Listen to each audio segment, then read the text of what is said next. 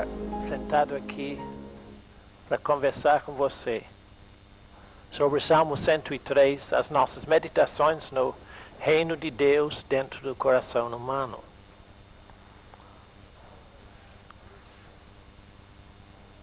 Esses momentos são momentos que eu tenho para poder ver se eu consigo passar para você o que o Espírito Santo passa para mim.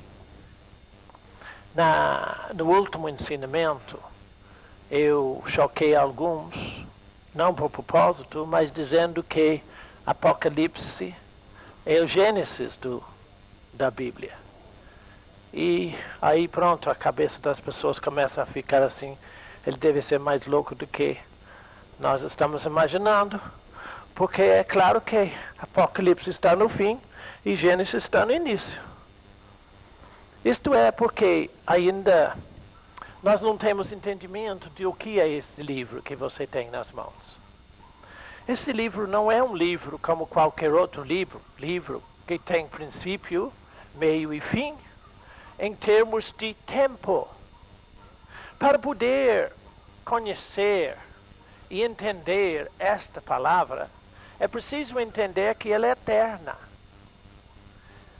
Ela não tem tempo. Talvez o que nos atrapalhe um pouco é quando nós consideramos o Antigo Testamento e o Novo Testamento. Eu não acho que essas duas palavras, Antigo e Novo, são adequados. Para os judeus, eles tinham duas partes dos seus livros sagrados. Era a lei e os profetas. A lei era todo aquilo que tratava da lei de Moisés. E os profetas, que eles chamavam os profetas, eram todas as profecias a respeito do nosso tempo, o Evangelho, o que Jesus ia cumprir aqui na terra. Claro que para o judeu ele não tem o Novo Testamento, porque ele não aceita Jesus.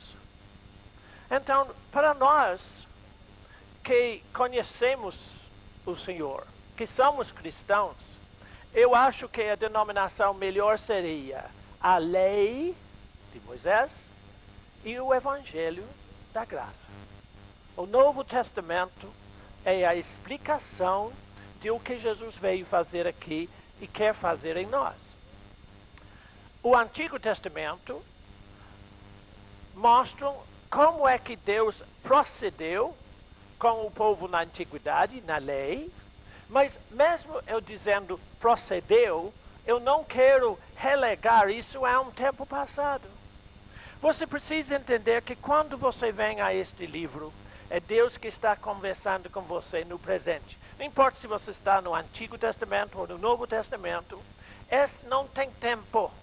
Este é feito para você agora. A palavra de Deus é diferente de qualquer e todo outro livro. O outro livro tem uma época histórica, um momento no passado. Este não tem. Este é passado, presente e futuro do amor de Deus para você. Ou seja, é o momento que Deus, nesse instante, está falando ao seu coração. Está falando com você. Então, precisa entender que quando eu falo de Apocalipse sendo o Gênesis, eu estou dizendo que começa a observar este livro como a ação e o amor de Deus para você agora.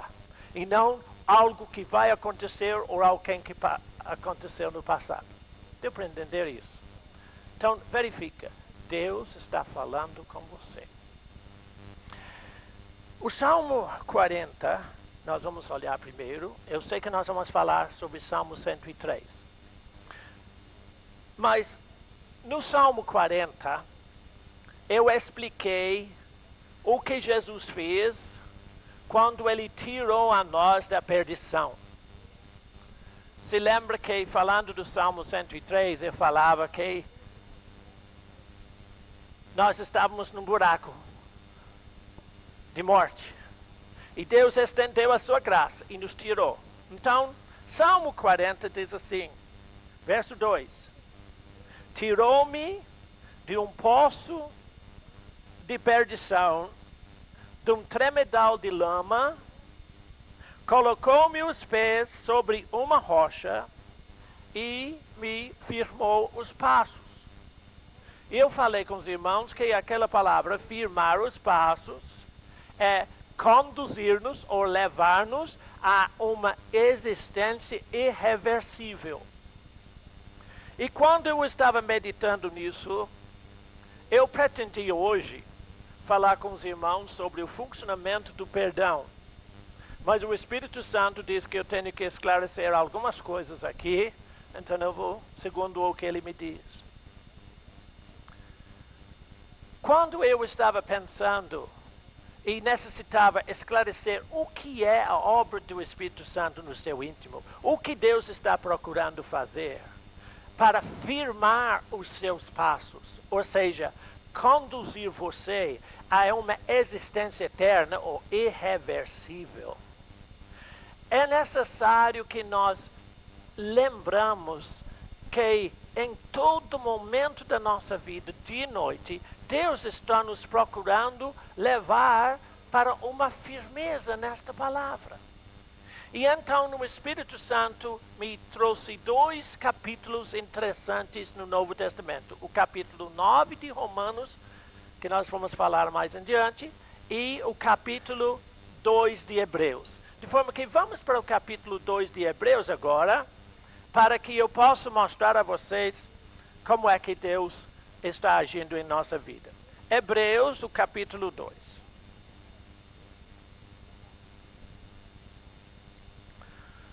No versículo 10 deste capítulo, há um esclarecimento ou uma confirmação desta obra do Espírito, levando-nos a uma existência irreversível.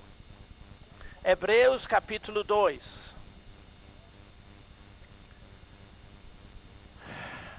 Eu vou começar a ler, está falando da obra de Jesus, o que Jesus fez. Eu vou começar a ler no versículo 10, simplesmente por uma frase que está aqui que eu quero que vocês observam. Hebreus 2 e o versículo 10.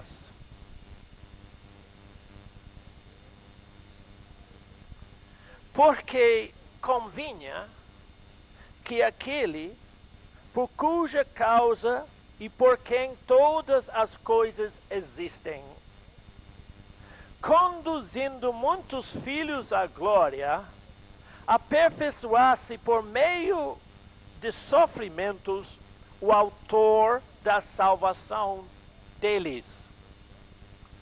Você observou o que é que Deus está fazendo? Conduzindo muitos filhos à glória. Você é um deles. Que bom, né? Ele, Deus, não deixou o desenvolvimento da sua vida cristã na mão de anjos, nem de pastores, nem de pregadores ou evangelistas ou homens sequer.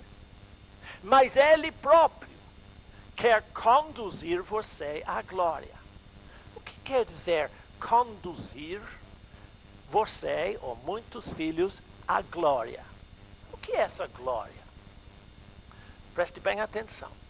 A glória de Deus é a imutabilidade da sua palavra. Ou seja, a glória de Deus é que Ele sempre confirma o que Ele diz.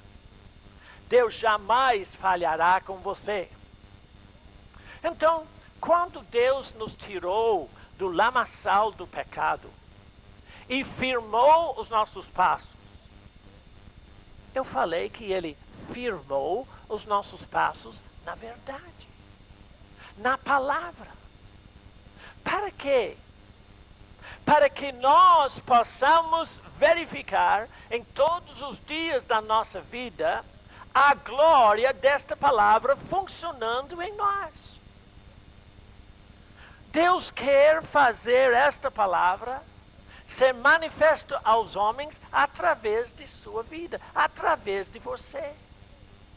E então diz que Jesus sofreu horrores nas mãos dos homens e do diabo, para conduzir você à glória.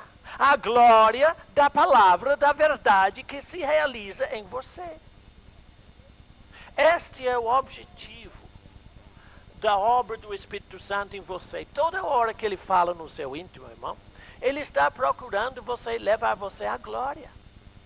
Nós temos equacionado glória com o céu. A glória está no céu. O céu é glória. Mas a glória do que ele quer para você, em que ele quer conduzir você, é a glória da imutabilidade da palavra de Deus. Ou seja, que Deus não muda o que ele diz. Ele não muda nada. Por isso que eu digo, toda essa palavra é para você agora. E toda essa palavra Deus quer realizar em sua vida também, compreende? Então, quando nós falamos que a palavra de Deus é imutável, ela não pode ser mudada. Ela é firme, ela é garantida. E então é a obra do Espírito Santo em você, é conduzir você a viver e a desfrutar da glória da verdade de Deus. Agora nós vamos continuar lendo Hebreus capítulo 2, para que eu possa levar você a mais um pouco o que o Espírito Santo me falou. Versículo 11. Isso é maravilhoso, medite nisso em casa. Hebreus 2:11. Pois tanto o que santifica, como os que são santificados, vocês,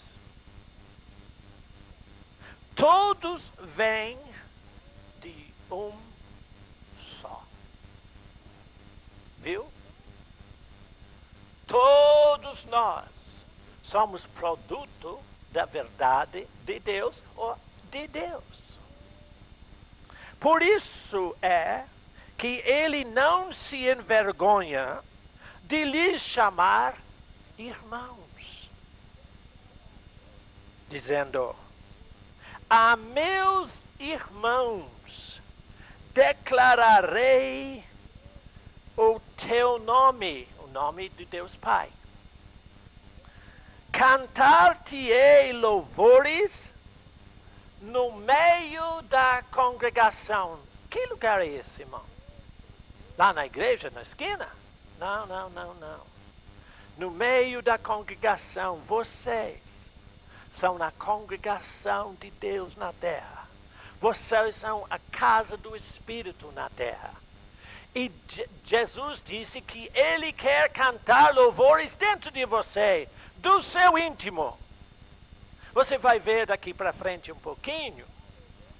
E isto nós temos, irmão, nós temos que lembrar disso sempre. Olha, tudo o que somos, tudo o que podemos ter, é por causa de Deus.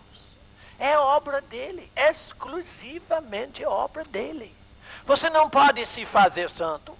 Você não pode fazer nada para você. Você depende totalmente da operação do Espírito Santo e da verdade de Deus em você. Então Jesus disse que ele quer cantar louvores ao Deus Pai do meio da congregação, dentro de você. Não há nada tão precioso para mim quando o meu espírito começa a se mover e aquelas línguas de adoração começam a surgir dentro de mim. Uma coisa que não tem nada com a minha mente, mas é um momento de glória, de graça, de adoração a Deus. Lembre-se que todo o seu contato com Deus tem que sair de dentro de você, do meio da congregação, do seu coração. Então observa que ele diz que ele não se envergonha. Jesus não se envergonha de dizer que ele é teu irmão. Porque você é nascido como dele, da verdade, da palavra. Então continue. Verso 13. E outra vez, eu porei nele a minha confiança. Já pensou nisso? Isso acabou de afirmar o que eu estava dizendo. Deus põe a confiança dele em você. É obra dele que você tem fé. Quando você se firmar numa palavra, é por causa da obra dele dentro de você. Deus está trabalhando dia e noite para que você possa manifestar a glória dessa verdade diante dos homens. Mas é obra dele. Ele põe a confiança que você tem em Deus, é ele que põe dentro de você. Continua a leitura. Verso 13 de novo. E ainda, eis aqui estou eu, e os filhos que Deus me deu. Visto, pois, que os filhos têm participação comum de carne e sangue, destes, carne e sangue, também ele igualmente participou. Para quê? Para que, por sua morte, destruísse aquele que tem o poder da morte, a saber, o diabo. Jesus tomou sobre ele a carne nossa, andou aqui em corpo humano com uma finalidade só: destruir o diabo, aquele que tem o poder da morte. Destruir a ele em sua vida e para você. Continue olhando. Verso 16. Pois ele, evidentemente, não socorre a anjos, mas socorre a descendência de Abraão. Descendência de Abraão não são os judeus. Descendência de Abraão são aqueles que têm fé em Deus. Descendência de Abraão é por natural. Judeu. Eu não sou judeu. Eu sou descendente de Abraão por fé em Jesus Cristo. Que Abraão teve fé em Jesus Cristo. Alguém me pergunta assim, mas irmão, como é que Abraão teve fé em Jesus Cristo? Jesus não nasceu. Esses homens patriarcas do Antigo Testamento tinham fé na promessa que Deus disse que ele ia mandar o Redentor a Salvador, o Salvador do mundo. E do mesmo jeito que agora você tem fé no que viu Jesus, mas você tem fé que foi Jesus que salvou você na cruz do Calvário, você tem fé olhando para trás, mas eles tinham fé olhando para frente, então é a mesma fé. E todos nós somos do mesmo Pai. Agora observe e continue. Verso 17. Por isso mesmo, convinha que em todas as coisas se tornasse semelhante aos irmãos, semelhante a você em todas as coisas, Jesus, para ser, com um objetivo, para ser misericordioso e fiel sumo sacerdote nas coisas referentes a Deus, e para fazer propiciação pelos pecados do povo, pois naquilo que ele mesmo sofreu, tendo sido tentado, é poderoso para socorrer os que são tentados. Eu quero agora que você me acompanhe a respeito deste socorro. Porque nós estamos falando de Salmo 103 e nós vamos para lá agora. Porque ele diz que Jesus veio aqui, ele sofreu em carne humana por um objetivo só, para ele poder socorrer você em todo momento.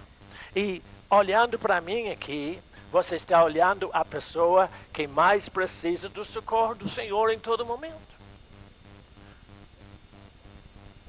E a razão por que Deus começou a me falar de Hebreus 2 e de Romanos 9 é justamente porque eu necessito dele toda hora.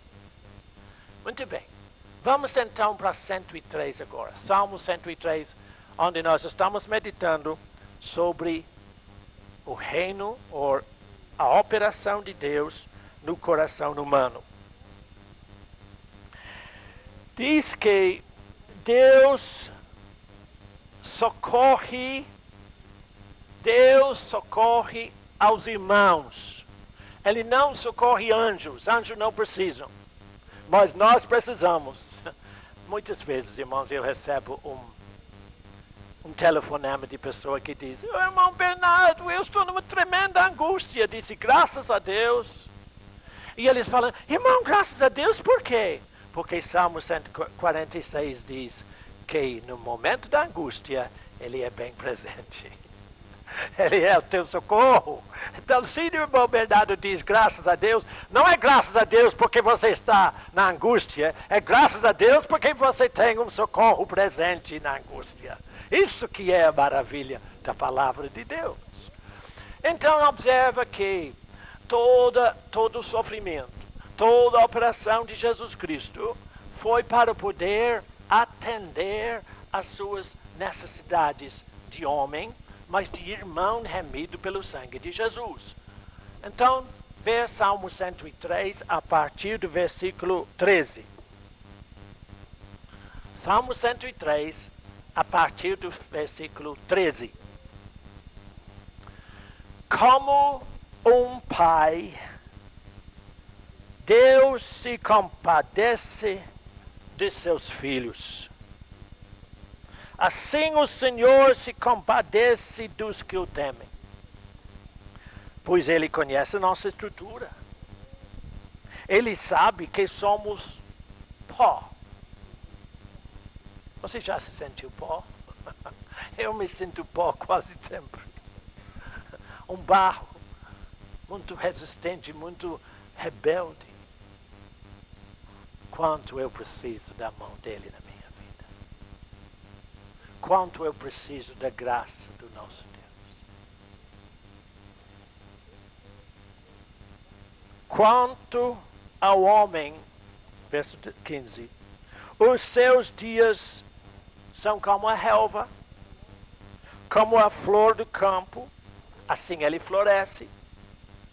Pois soprando nela o vento, desaparece. E não conhecerá daí em diante o seu lugar. Mas a misericórdia do Senhor é de eternidade a eternidade sobre os que o temem.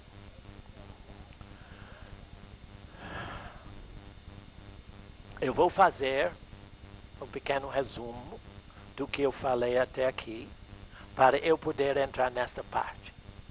Porque o que eu procuro, eu estou objetivando mostrar a você hoje, é em duas partes.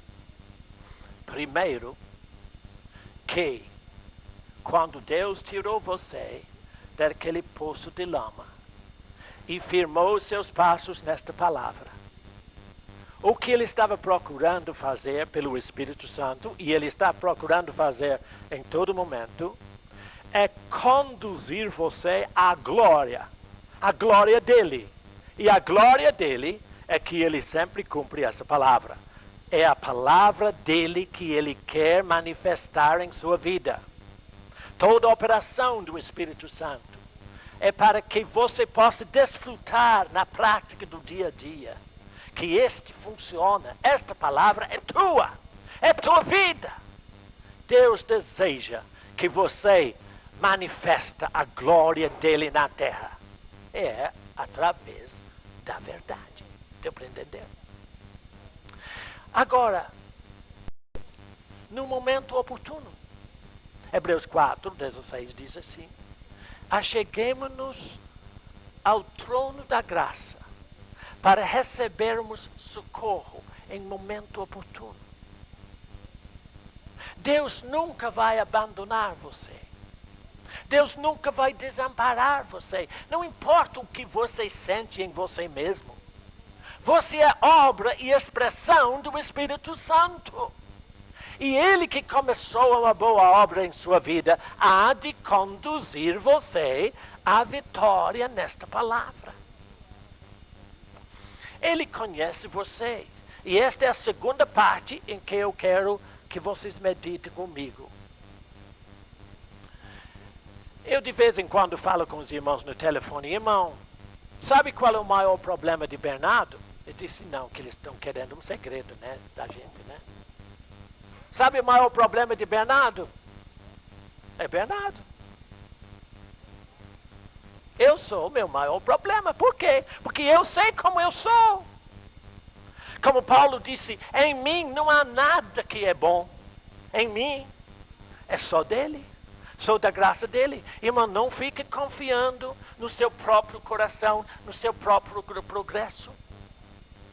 Você somente vai desenvolver e andar em Deus na medida em que você permita que Ele trabalhe no seu íntimo. Que Ele confirme a sua palavra em você. Então, a razão da obra do Espírito Santo em sua vida é conduzir você à glória desta verdade, lembrando Ele, o Espírito Santo, que você é apenas pó. Que você não tem nada em você que é propício a uma vida em Deus. Mas Ele socorra a nós. Porque Ele é Pai. Ele é como Pai para você, que compadece dos seus filhos. Agora vamos para Romanos capítulo 9.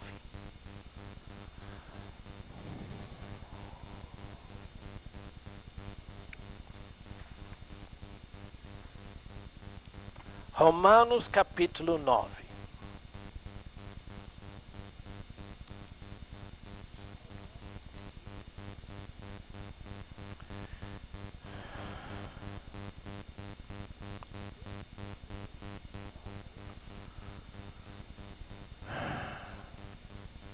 Eu cheguei a este capítulo pelo Espírito Santo hoje cedinho, quando ele me falou de um versículo. Depois nós vamos ler muitos versículos aqui.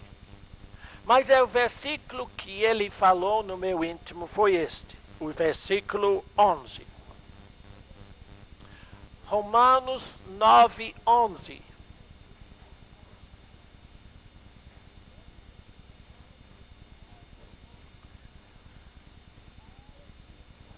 No meio deste versículo diz assim: para que o propósito de Deus quanto à eleição prevalecesse, não por obras, mas por aquele que chama.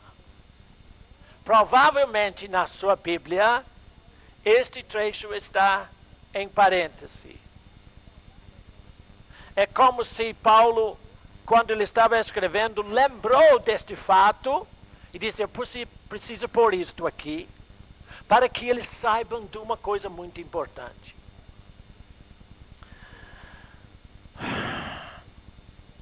Senhor, louvamos e agradecemos a Ti por Tua graça em nossas vidas, por Teu amor, por Tua compaixão, pelos cuidados do Espírito, que em todo momento Tu estás cuidando de nós, socorrendo a nós, para que possamos mostrar ao mundo a graça de Deus na vida de homens pecadores.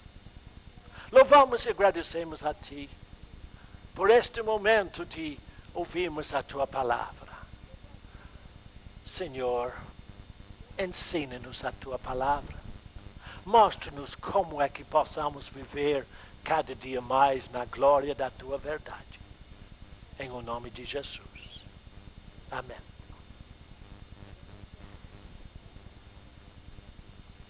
Eu comecei hoje dizendo a vocês que eu colocaria outros nomes na Bíblia.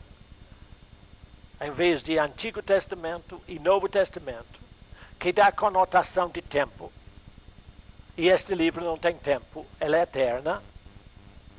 Eu colocaria isso de Lei de Moisés, ao invés de Antigo Testamento, e Evangelho da Graça, em vez do Novo Testamento. Por quê? Por quê? Porque há um imenso erro, e ele é muito prevalente nas igrejas de hoje. que as pessoas vivem em relação a Deus segundo o que eles fazem, segundo as suas obras. Veio um irmão conversar comigo outro dia. Ele estava trazendo um dízimo. E ele começou a me falar: irmão, mas sabe, isso é sagrado, eu tenho que fazer isso. Não, não tem. Você não tem que fazer nada. Quando você faz as coisas porque tem que fazer, você não está desfrutando da graça de Deus. Você está debaixo da lei da obrigação. E o que nós vamos ver agora mostra o erro do pensamento do cristão em relação a Deus. Um pastor me ligou dessa semana. Aliás, eu liguei para ele porque ele escreveu uma carta para mim com muitas dúvidas. E enquanto eu estou falando com ele, o Espírito Santo falou comigo assim: Bernardo, pergunte-o, presta atenção, se ele está orando em línguas e meditando na palavra para me conhecer a mim ou para ter fama e sucesso no seu ministério. E você? Você ora em línguas? Você medita na palavra? Com que objetivo? Qual o motivo da sua ação para com Deus? Para Ele dar a você dinheiro? Ou fama? Ou sucesso? Prosperidade? Se você está orando assim, você está destinado a total fracasso. Então, foi muito difícil eu falar isto com este irmão, aquele pastor. Então eu fiquei ainda ouvindo a ele, conversando com ele, até o momento que eu disse: pastor, o que eu vou falar com o senhor agora, o senhor não tem que responder para mim. Mas o Espírito Santo quer saber se você ora em línguas para ter fama e sucesso no seu ministério ou por conhecer a Deus. Mas eu não quero que o senhor responda para mim. Aí é assim que nós continuamos conversando. Mas na frente da conversa ele disse: irmão Bernardo, eu preciso falar com o senhor uma coisa. Disse: pois não. Ele disse: eu sou pastor há 20 anos, irmão. E eu estou orando em línguas para ter sucesso no meu ministério. Sabe o que eu tinha minha resposta? Você se destina ao fracasso total. Quem ora em línguas e medita na palavra de Deus, objetivando algo na sua mente, não vai desenvolver nada. Mas aquele que ora em línguas e medita na palavra, porque ele quer conhecer o Deus eterno, ele terá sucesso, ele terá bênção, ele terá tudo na vida dele. É questão de inverter as bolas um pouco. Então, depois desse tempo, ele falou: irmão, a razão por que eu estou fazendo isto é porque faz poucas semanas eu fui denunciado pela diretoria da minha denominação. Eles me chamaram a atenção. Foi uma calúnia errada, mas eu observei que o número na igreja estava diminuindo. Desceu de 120 para 60 pessoas, e claro que desceu isso, né? Ele não falou nisso. Então ele estava embarcando nisso como uma coisa de salvação. Não, não. Deus não é prancha de salvação para seus desastres de coração. Deus é salvação porque Ele quer se revelar a você como Ele é. Agora então nós vamos ler este difícil capítulo 9 de Romanos, para ver como é que Deus está agindo conosco em nos socorrer e confirmar ou firmar os nossos passos na verdade. Vamos começar no versículo 8. 7.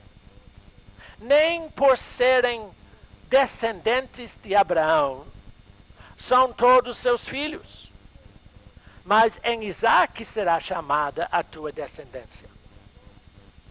Isto é, estes filhos de Deus não são propriamente os da carne, mas devem ser considerados como descendência dos filhos da promessa. Porque a palavra da promessa é esta: por este tempo virei e Sara terá um filho, sem nenhuma condição, pela graça de Deus. E não ela somente, mas também Rebeca, ao conceber de um só, Isaque, nosso pai, e ainda não eram os gêmeos nascidos, nem tinham praticado o bem ou o mal. Praticar o bem ou o mal, tanto faz. Eu sei que você vai estranhar a isso, mas Deus não está esperando você praticar nem o bem, nem o mal. Ele está esperando que você abra o coração para Ele agir em sua vida, por sua graça soberana. Para que o propósito de Deus quanto à eleição prevalecesse, observe aqui, não por obras, mas por aquele que chama por sua graça, por sua palavra. Já lhe foram dito a ela: o mais velho será servo do mais moço. Como está escrito: amei a Jacó, porém me aborreci de Esaú. Que diremos, pois? Há injustiça da parte de Deus? De modo nenhum.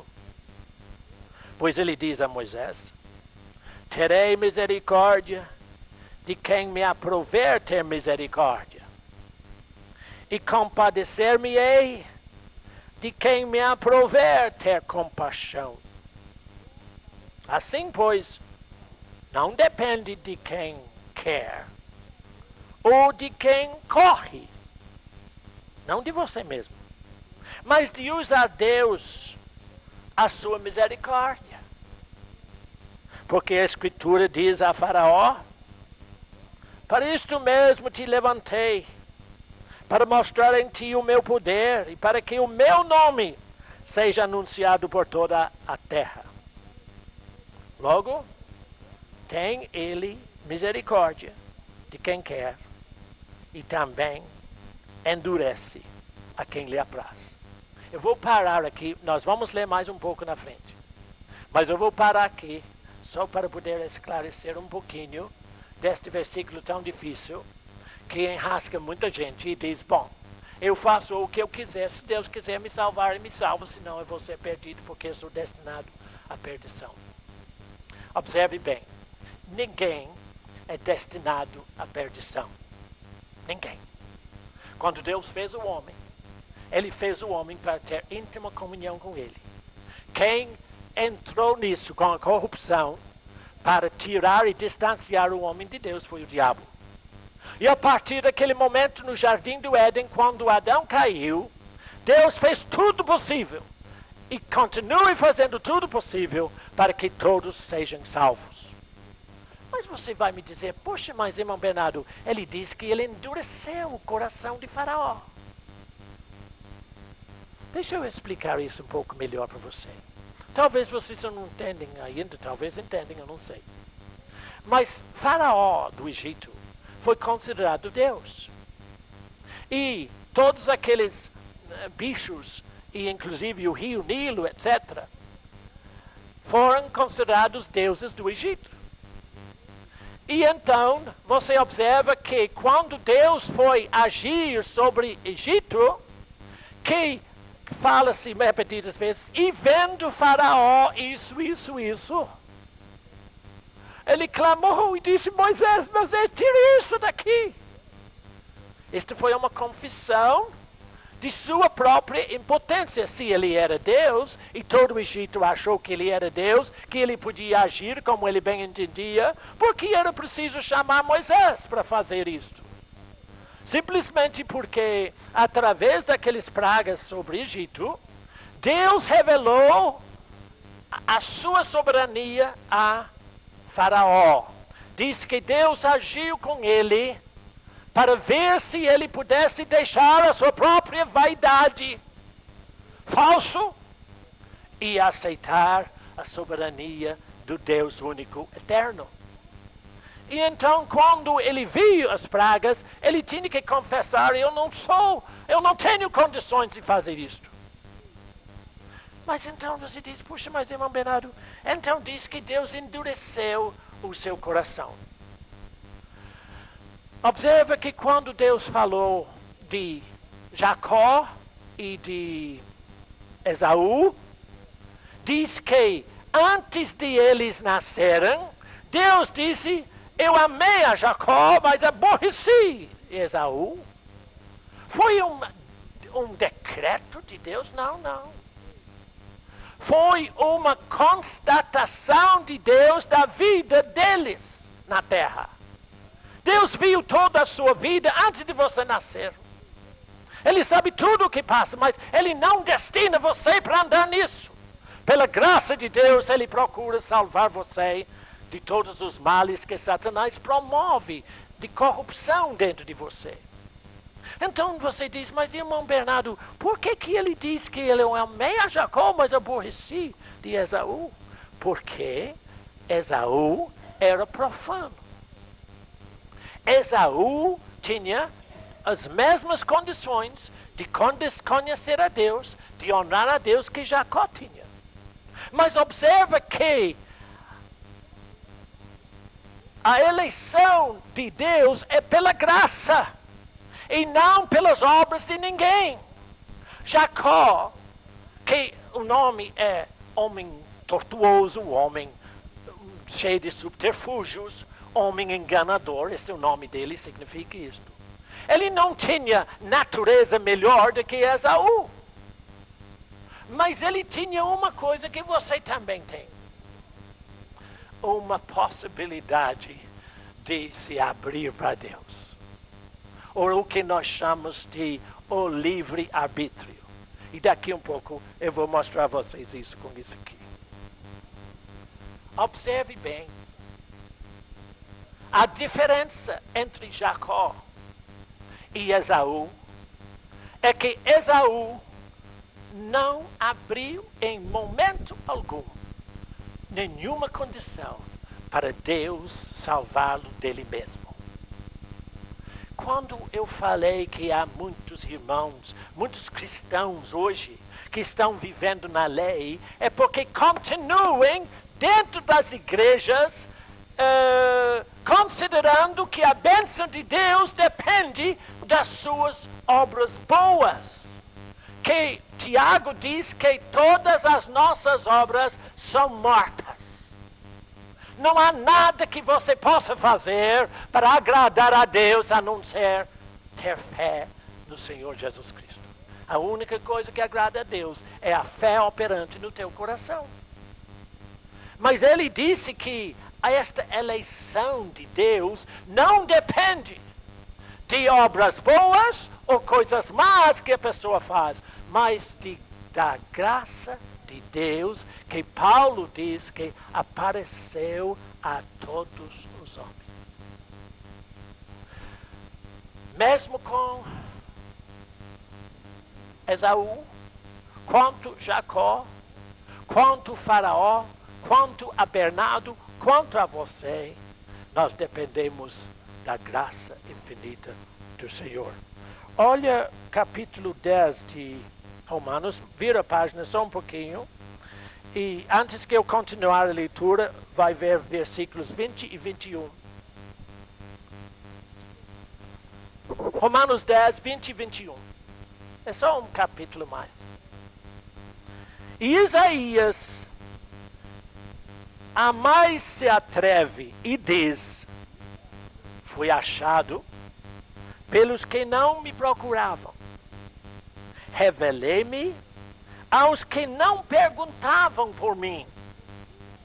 Quanto a Israel, porém, diz: todo dia estendi as minhas mãos a um povo rebelde e contradizente. Vamos voltar para o capítulo 9 de Romanos agora. Só vira a folha mais uma vez. Vamos continuar a leitura do versículo 19. Romanos 9, 19.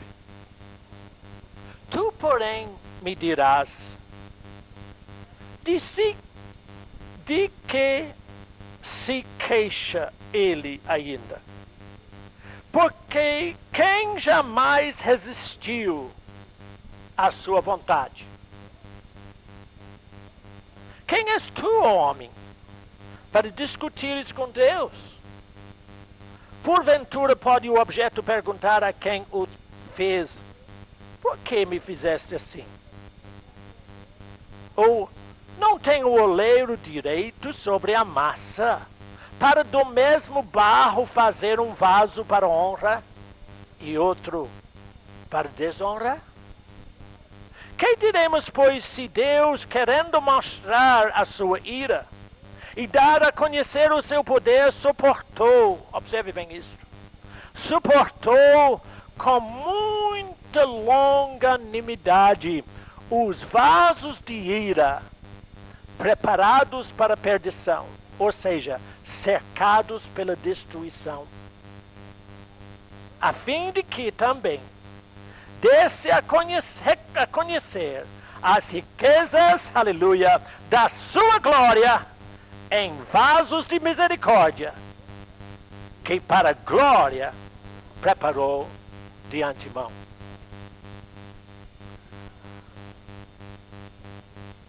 Deus preparou todo um plano para você antes da fundação da terra.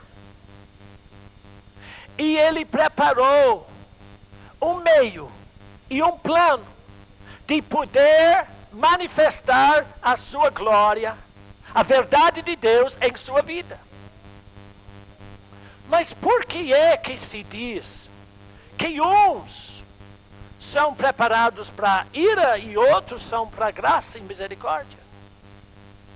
Onde fica a soberania de Deus nisso? Onde fica o livre-arbítrio?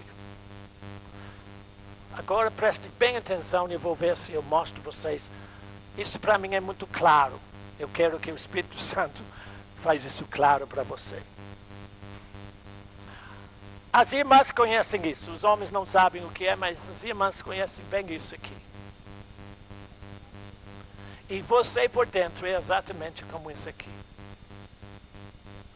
Você por dentro é alma e espírito. Você tem a condição de abrir este lado, espírito, para Deus, se quiser. Ou você pode apresentar este lado do seu íntimo para Deus. Porque onde se fala a respeito dessas barro duro, é um barro que não recebe nada. Ela resiste tudo.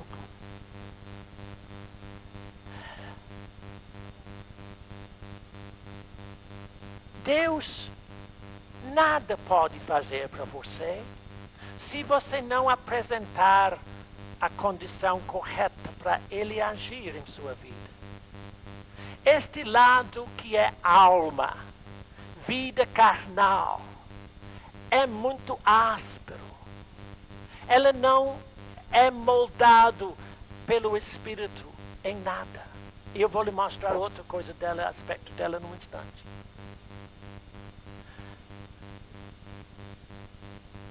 Todos os homens têm esses dois lados da vida. Ou um lado, ou outro lado. Em alguns momentos da sua vida, você apresento isso em rebeldia contra Deus. Um lado alma, que Deus não pode fazer nada com ela. Mas eu espero que pelo tempo que você passa sozinho com Deus, você apresente este lado. Mas por que este lado é tão macio? Qual é a diferença entre este lado e este lado? Observe aqui.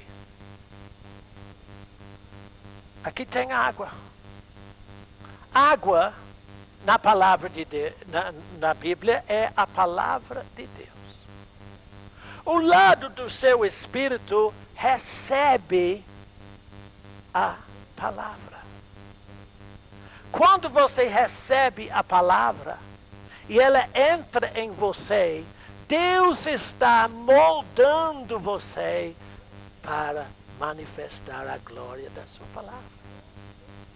Mas este lado aqui pode se aproximar da água, mas não recebe a água em momento nenhum.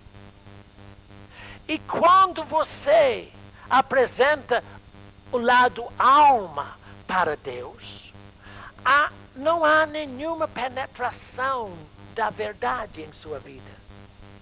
E por isso Deus não tem condições de fazer de você um vaso para a sua honra e glória. Porque você sempre resiste. Deus deu a mesma oportunidade a Faraó para se arrepender que ele deu a todos os homens e deu a nós. Só que, em todo momento, Faraó simplesmente ofereceu o lado alma de resistência, de rebeldia, de contradição a tudo que Deus fazia. E Deus não tinha outro jeito. Deus não podia, por causa do respeito, por causa da condição do livre-arbítrio do homem, do próprio Faraó. Deus não podia fazer nada com ele. Da mesma maneira para nós. A razão por que nós sempre dizemos, irmãos, passe muito tempo orando em línguas do seu espírito e meditando na palavra, é porque desse momento e dessa forma, você está apresentando este lado da sua vida, do real você, o seu espírito, para Deus colocar a palavra dele dentro de você. E você vai recebendo esta palavra. Então observe o que o Espírito Santo está procurando nos mostrar.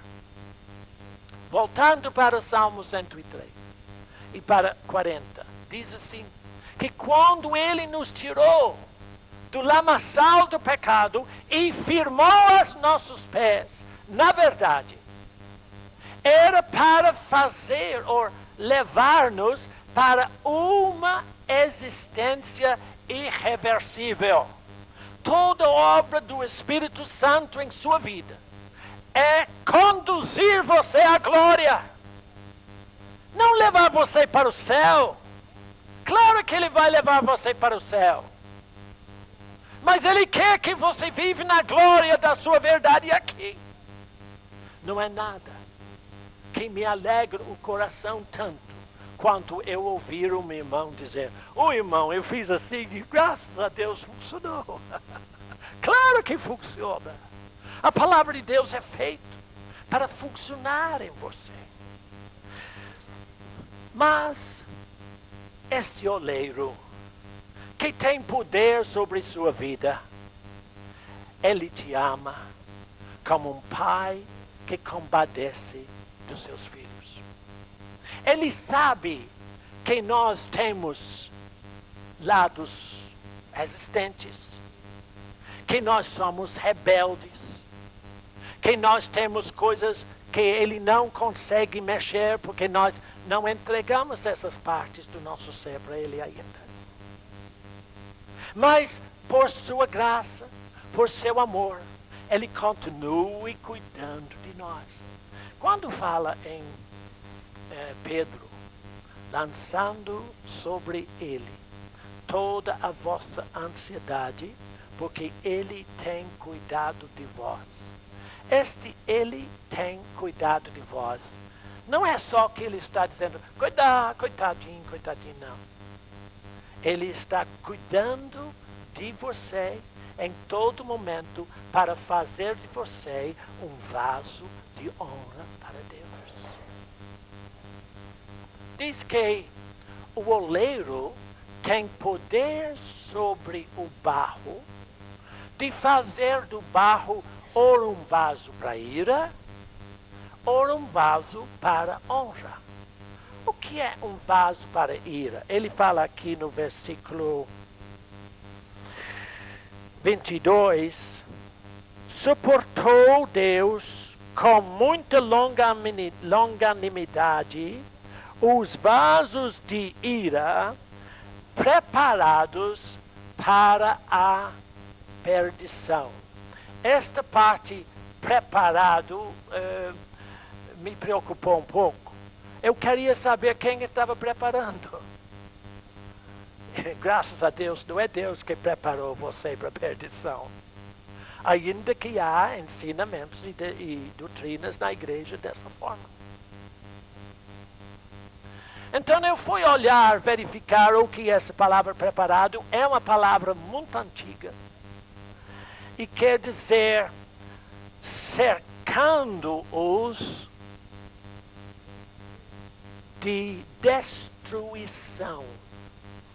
Quem é cerca você de destruição? Quem é? É o Espírito Santo? Absolutamente não. É Deus? Absolutamente não. É o diabo. Em todo momento, Satanás rodeia você. Por isso que Paulo falou que ele fuge qual um leão, procurando quem possa devorar. Lembra disso, não?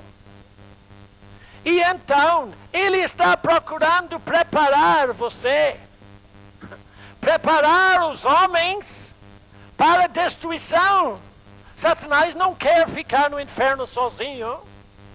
Você sabe por que foi preparado o inferno? Jesus disse que foi para o diabo e seus anjos. Não foi para você. Não foi preparado para homem nenhum. Foi preparado para os rebeldes, o demônio e os seus anjos que seguiram a ele foram lançados do céu. Porém, Satanás cerca os homens, procurando os destruir, fazendo a eles, dentro deles aqui, esse lado perverso, áspero, que não recebe a correção do Espírito Santo, para que ele possa os levar à destruição. Isso que ele fez com Faraó. Isso que ele fez com Esaú. Agora, vamos pensar e parar um instantinho. A eleição de Deus, ou seja, o plano de Deus para todos os homens é que sejam salvos. É um plano de graça de Deus, que é somente baseado no que Deus pode fazer. Não baseado nas suas obras, nem do bem, nem do mal. Quando Deus olhou a vida daqueles gêmeos, ele disse que eles não tinham feito nem bem, nem mal. Não nasceram ainda. Mas Deus disse, olha, amei a Jacó, mas Esaú eu não tolero. Por quê? Por quê? Porque Deus estava observando como eles iam proceder na vida. E se você ler Gênesis a respeito desses dois, você vai ver que no natural eles eram muito iguais. Vaidosos, oportunistas, procurando sempre o que eles podiam para eles mesmos. Todos dois. Não tinha nenhuma diferença real entre Jacó e Esaú. Só que, em um momento, Jacó, depois de ter feito tudo errado, enganado o tio, roubou tudo, fez tudo que não podia fazer, chegou o momento quando ele disse, Deus, eu estou aqui sozinho. Eu sou só Deus. Disse Deus, não, eu estou aqui também. Foi naquele momento quando ele teve a luta com o anjo, lembra? E ele prevaleceu. Deus mudou o coração dele e ele se tornou príncipe com Deus. Por quê? Porque ele chegou ao momento mais glorioso da vida dele, onde ele se entregou a Deus. Eu não tenho nada que eu possa oferecer a Deus. Não há nada em mim, como disse Paulo. Eu também digo, não há nada em mim que presta. Mas eu sou o que eu sou, pela graça do Senhor. Porque a obra de Deus e do Espírito Santo em sua vida, irmão, conduzindo você à glória, não depende das suas obras, nem coisas boas, nem coisas más. Depende de você apenas apresentar condições para a graça de Deus operar em sua vida. Está bem claro isso?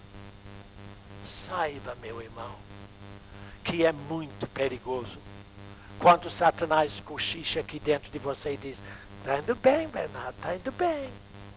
Não está não. Eu só vou bem quando eu dependo da graça, da misericórdia do Senhor. Agora deixa eu ler Salmo 103 com vocês mais um pouquinho, mais uma vez. Dentro desse texto que nós acabamos de dizer, Salmo 103.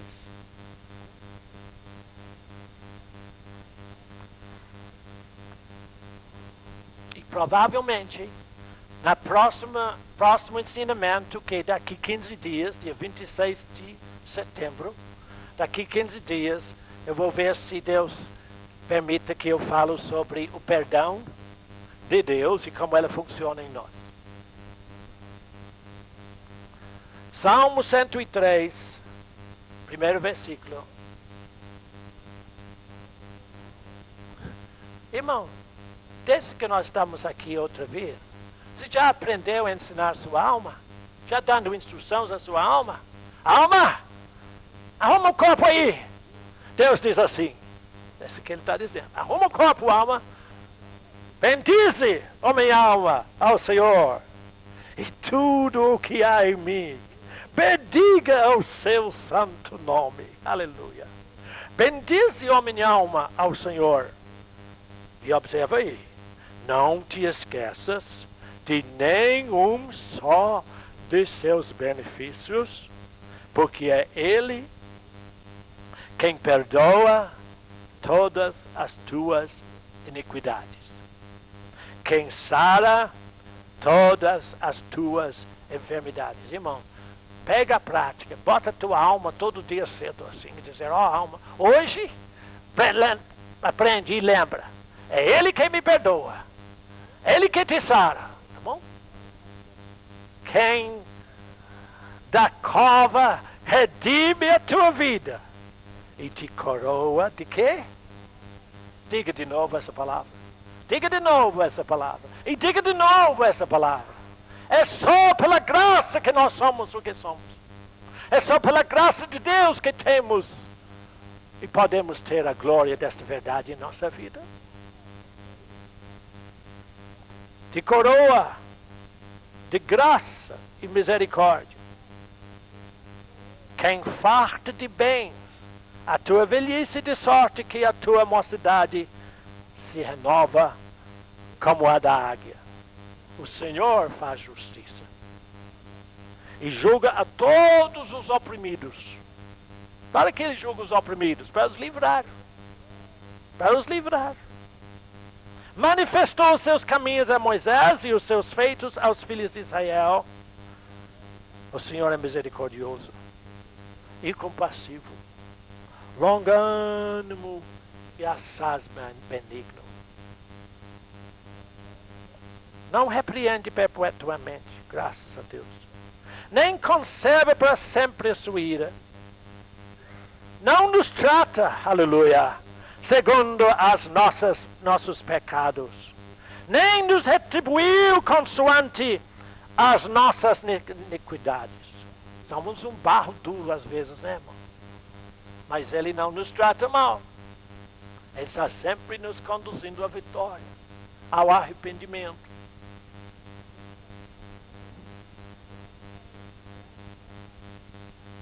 Pois quanto o céu se alteia acima da terra, assim é grande a sua misericórdia para com os que o temem. Quanto dista o Oriente do Ocidente, assim afasta de nós as nossas transgressões. Eu não sei se você já viu esses oleiros fazendo coisas de barro naquelas rodas que mexem. Eu lembro quando eu era pequenininho, menino, bem novo, tinha uma grande exposição na Inglaterra da Índia. E eu lembro que nós entramos ali e tinha um oleiro da Índia, um homem dentro daquela natureza tão antiga, daquelas coisas. E ele estava com um monte de barro lá, ele não podia falar nada, não falava inglês, a gente não podia perguntar nada. Mas eu fiquei olhando a ele. Ele tinha aquela roda, estava mexendo, e ele fazia muitos vasos, potes bonitos. Mas eu observei que às vezes ele mexia o barro um pouquinho e botava os dedos um pouco. E ele sempre botava muita água em cima desse barro, para ficar mais assim, maleável, para poder mexer melhor. Mas às vezes ele mexia com a mão e eu vi que os dedos eram muito sensíveis. E sem a gente poder perceber, ele tinha uma coisinha meio dura lá, sabe? Ele pegava e jogava fora. Então mexia um pouco. Às vezes, ele pegava toda uma espécie de barro. Era tão esquisito, ela não tinha liga, não ligava. Então ele tirava e botava aquele pedaço de lado. Que ninguém pode fazer nada com aquilo. Irmão, seja um barro maleável na mão do oleiro, deixando que ele ponha a água da palavra para ele poder fazer você um vaso de barro na mão de honra na mão do Senhor. Continua. Verso 13. Como um pai se compadece de seus filhos, exatamente assim o Senhor se compadece dos que o temem. Pois Ele conhece a nossa estrutura e sabe que somos pó, barro duro. Quanto ao homem, os seus dias são como a relva, como a flor do campo, assim ele floresce, pois soprando nela o vento desaparece, e não conhecerá daí em diante o seu lugar. Mas a misericórdia do Senhor é de eternidade a eternidade sobre os que o temem, e a sua justiça sobre os filhos dos filhos, para com os que guardem a sua aliança, e para com os que se lembram dos seus preceitos e os cumprem, e os cumprem, e os cumprem, e os cumprem. Pratica a palavra, irmão. Eu estava falando com os irmãos lá embaixo. Um irmão do Espírito Santo me ligou essa semana e disse assim: o irmão, aqueles irmãos na Bahia estão dizendo que eu não posso ir para a igreja. E eu não estou entendendo bem como é que é isso. O que é que eu faço? Disse, irmão, eu preciso entender o que é igreja. Eu disse, mas o que o senhor quer dizer com isso? Disse, olha, a igreja organizada como tal é um lugar para quê? É um lugar onde os cristãos vão para ouvir a palavra de Deus. E cantar, etc, etc. Mas o nosso trabalho não tem este objetivo. Nós não queremos que você ouve a palavra de Deus. Nós queremos que você ouve e pratica a palavra de Deus.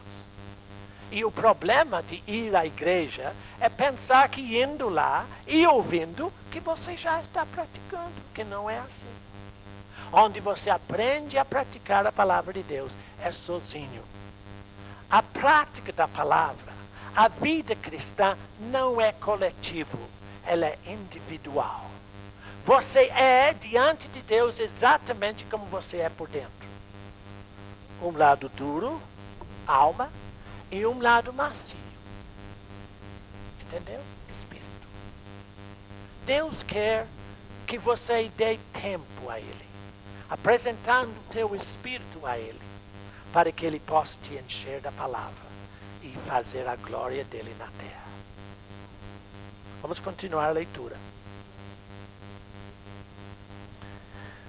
Mas a misericórdia do Senhor, versículo 18, para com os que guardem a sua aliança e para com os que se lembram dos seus preceitos e os cumprem.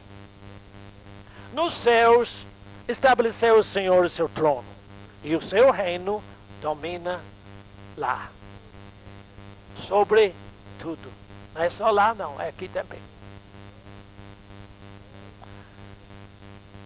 Bendizei ao Senhor todos os seus anjos, valorosos em poder, que executais as suas ordens e lhe obedeceis à palavra.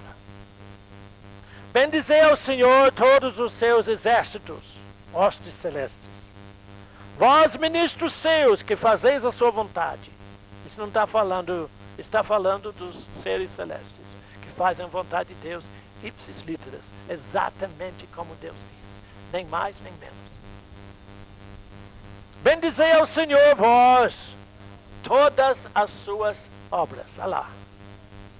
Bendizei vós, todas as suas obras. Vocês são obra do Senhor. Eu não sei como é que ele vai fazer para Bernardo ficar no céu, mas ele que sabe. É obra dele. Obra dele. Não de Bernardo. É só dele. Em todos os lugares do seu domínio, bendize, ó minha alma, ao Senhor.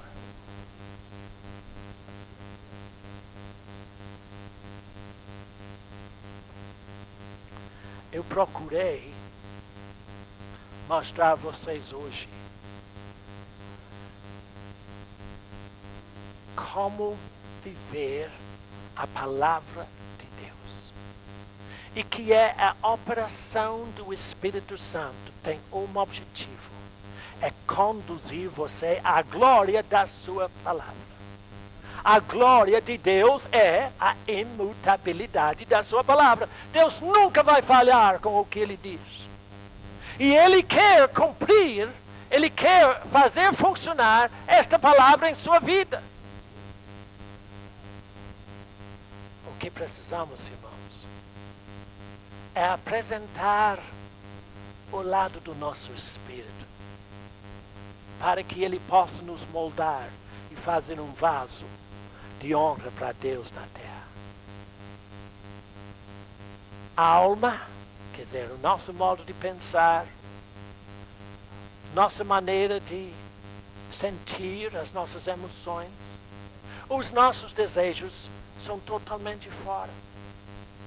Deus não pode fazer nada com aquele lado alma.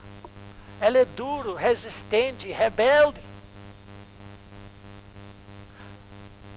Mas lembre-se que Ele somente pode trabalhar em nossa vida segundo a nossa decisão, segundo o nosso livre-arbítrio. Ele nunca vai desrespeitar a você nisso. Se você quer ser rebelde, seja rebelde. Deus não pode tirar isso de você. Eu lembro que nós cantávamos cantinhos, corinhos na igreja, na escola dominical, quando eu era menino. E os irmãos cantavam com muito entusiasmo. Deus me rebente tudo. Que horror!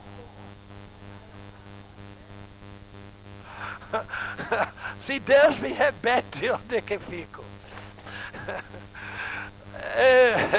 É mesmo aquela vitória, chora e como é? Geme e chora, que horrível. O respeito que Deus tem por suas obras é muito grande. E Ele só quer que você ofereça cada vez mais condições do Espírito para Ele ir formando você para a manifestação da sua glória, da verdade dEle aqui na terra. Espero que Deus para ajudar vocês um pouquinho. Pai, Tu és maravilhoso. Nós te amamos muito. Agradecemos a Ti a Tua palavra. Abençoe para que cada um de nós possamos sempre, sempre, Senhor, permitir que Tu nos conduzes à glória. Para que Tu faças a Tua obra em nossas vidas. Apresentando a Ti aquele lado do nosso interior, o nosso espírito, para que Você possa nos encher da Tua palavra e da Tua graça e da Tua verdade. Pois o Teu plano de redenção não depende de nós fazermos bem ou mal, depende somente da Tua graça em nossas vidas. Abençoa cada um aqui diante de Ti. E muito obrigado, Jesus, por nos chamar de seus irmãos. Oh, Senhor, Tu és maravilhoso. E nós agradecemos tudo que Tu fizeste em nossas vidas, em o nome de Jesus. Amém. Deus abençoe os irmãos.